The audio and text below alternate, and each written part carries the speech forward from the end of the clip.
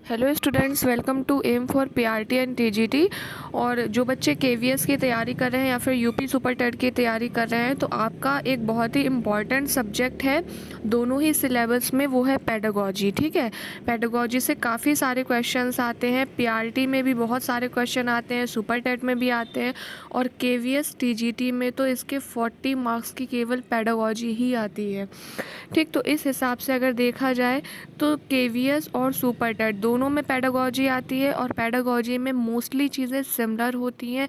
60 to 70% जो course होता है वो सिमिलर होता है, क्योंकि ऐसा नहीं है कि सिलेबस में एक टॉपिक दिया हुआ है पर्टिकुलर, तो आपने सिर्फ उस टॉपिक का जो एक मेन पॉइंट है उतना पढ़ लिया, हो गया। पेडागोजी बहुत डीप होती है, उस टॉपिक के अंदर भी 10 टॉपिक और निकल आते हैं।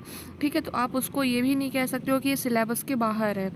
तो इसलिए पेडागोजी को बहुत ही अच्छे से ध्यान से पढ़ेंगे। और मैं केवीएस और सुपर टेट दोनों की तैयारी एक साथ करवा रही हूँ, और पहले उन सब्जेक्ट्स की तैयारी करवा रही हूँ जिनके क्वेश्चंस बहुत ज़्यादा पूछे जाते हैं, जो ज़्यादा मार्क्स के आते हैं केवीएस में और सुपर टेट में।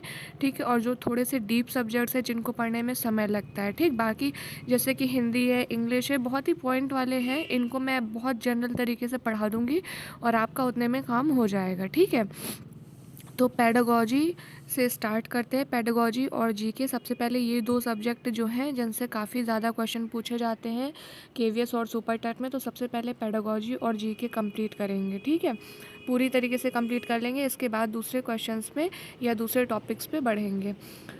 तो पेडागोजी में जो सबसे पहला मैंने टॉपिक उठाया वो है इंक्लूसिव एजुकेशन का। इस टॉपिक को उठाने के पीछे कारण ये भी है कि समावेशी शिक्षा या इंक्लूसिव एजुकेशन जो टॉपिक है, ये बहुत लोगों को कंफ्यूज कर देता है। ठीक है, क्योंकि इससे रिलेटेड जो क्वेश्चन आते हैं उनके जो ऑप्शंस होते हैं वो ऐसे होते हैं जिनसे काफ़ी, मतलब आपको ऐसा लगेगा ऑप्शंस को देखकर कि ये भी सही हो सकता है, ये भी हो सकता है, ये भी हो सकता है।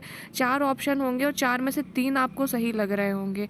इस तरह के आंसर्स, इस तरह के ऑप्शंस इसमें दिए होते हैं, तो इसको थोड़ा अच्छे से पढ़ना बहुत ज़्यादा ज़रूरी है समावेशी शिक्षा को। और सबसे ज़्यादा जो प्रॉब्लम होती है बच्चों को, तो वो समावेशी शिक्षा में ही होती है। इसके अलावा जो लर्निंग वाला टॉपिक है इसमें होती है। तो लर्निंग का टॉपिक और समावेशी का टॉपिक ये मैं बहुत अच्छे से और डीप तरीके से कराऊंगी, और अगर एक बार में समझ नहीं आएगा आप मुझे कमेंट करिएगा, मैं दोबारा में समझाऊंगी और इसका ज़्यादा से ज़्यादा मैटर आपको प्रोवाइड कराऊंगी। तो अब स्टार्ट करते हैं इंक्लूसिव एजुकेशन, यानी कि समावेशी शिक्षा। समावेशी शिक्षा क्या होती है? ठीक, तो इसकी बिल्कुल बेसिक से देखेंगे।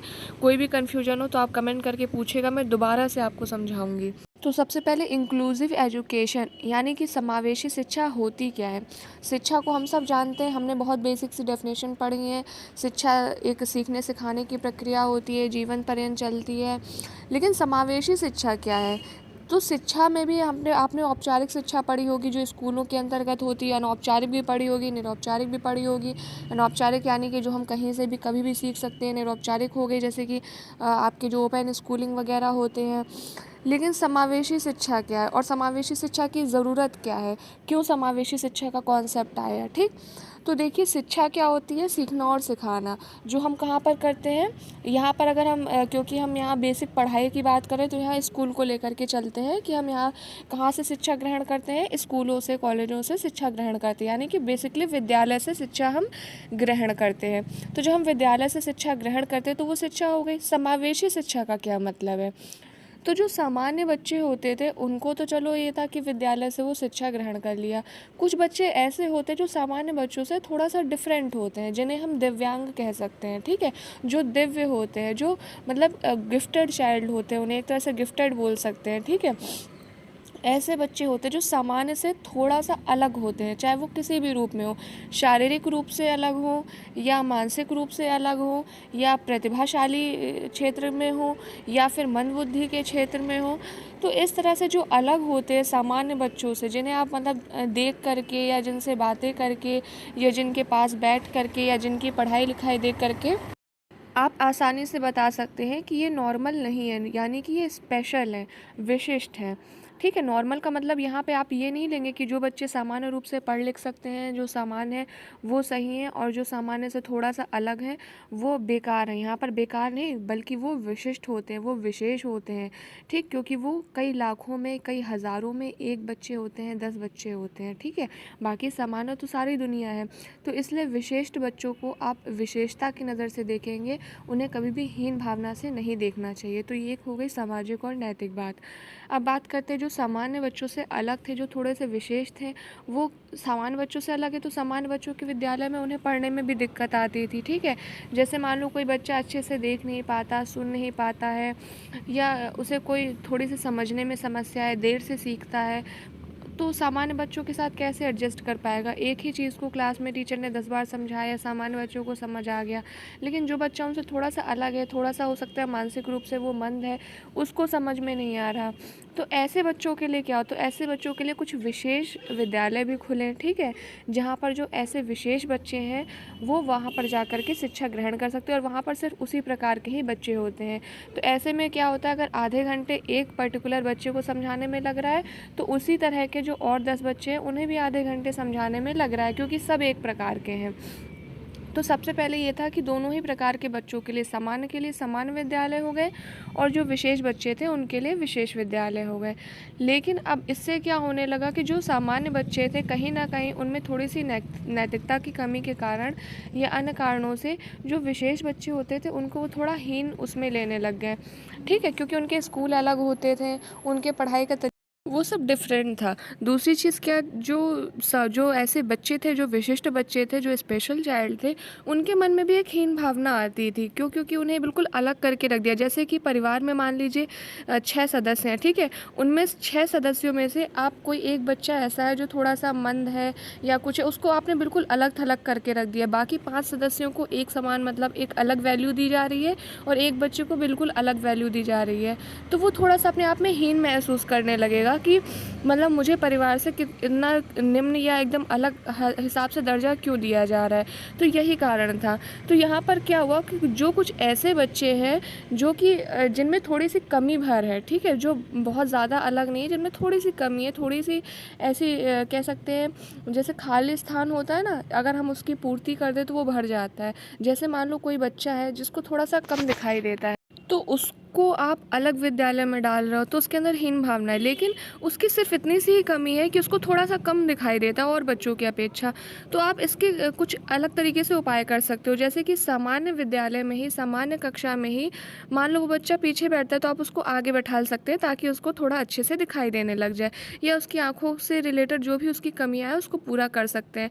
तो अगर उस कमी को पूरा कर दिया जाए, ठीक है, उस बच्चे को ऐसे स्थान पर बैठा दिया जाए जहाँ से उसको ब्लैक बोर्ड में साफ दिखाई देता है, तो उसको विशिष्ट विद्यालय में जाने की कोई ज़रूरत नहीं है। वो सामान्य विद्यालय में ही, सामान्य क्लास में बैठकर सामान्य बच्चों के साथ ही शिक्षा ले सकता है, और वो उन्हीं की सोसाइटी का एक हिस्सा बन सकता है। उसको अलग थलग करने की ज़रूरत नहीं है समाज से।